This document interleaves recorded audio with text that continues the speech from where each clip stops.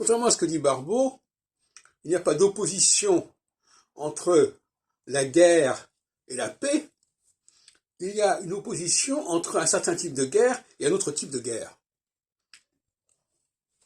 Et c'est là qu'il y a une erreur dans son modèle qui a abouti à son échec prévisionnel des années 80. Son imprécision est absolument effarante, n'est-ce pas? L'imprécision de ses prévisions. Quand il annonce 89, on ne sait pas de quoi il parle. Ça va être, le mot qui est clé, c'est le mot important. Important. On ne sait pas en quoi c'est important, pourquoi c'est important, c'est le seul mot. Et il y a des gens qui se satisfont de cela. Et là, justement, ça m'engage à parler du ça auditif.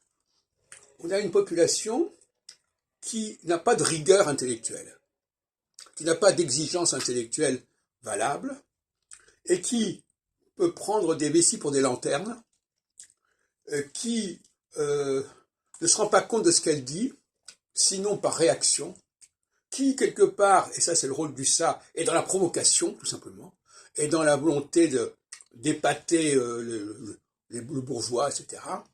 Et on a, comme ça dans le milieu astrologique, des gens comme ça qui sont dans la provocation et qui se servent de l'astrologie pour être dans la provocation et qui instrumentalisent l'astrologie par rapport à leur fantasme du ça.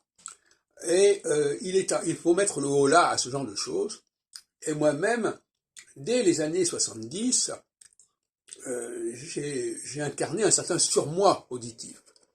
C'est-à-dire, j'ai dit, voilà, faut plus dire n'importe quoi, il faut discuter, il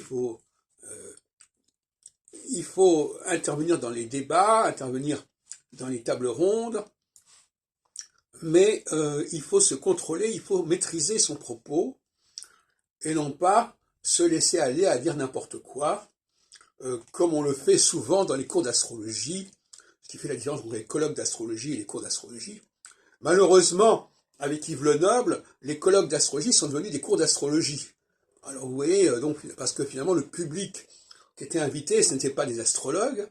Il y avait quelques astrologues comme ça qui étaient sur l'estrade, mais 80% du public n'étaient pas des astrologues professionnels, mais c'était des consommateurs d'astrologie, des amateurs d'astrologie, des clients de l'astrologie, et ça change complètement la démarche.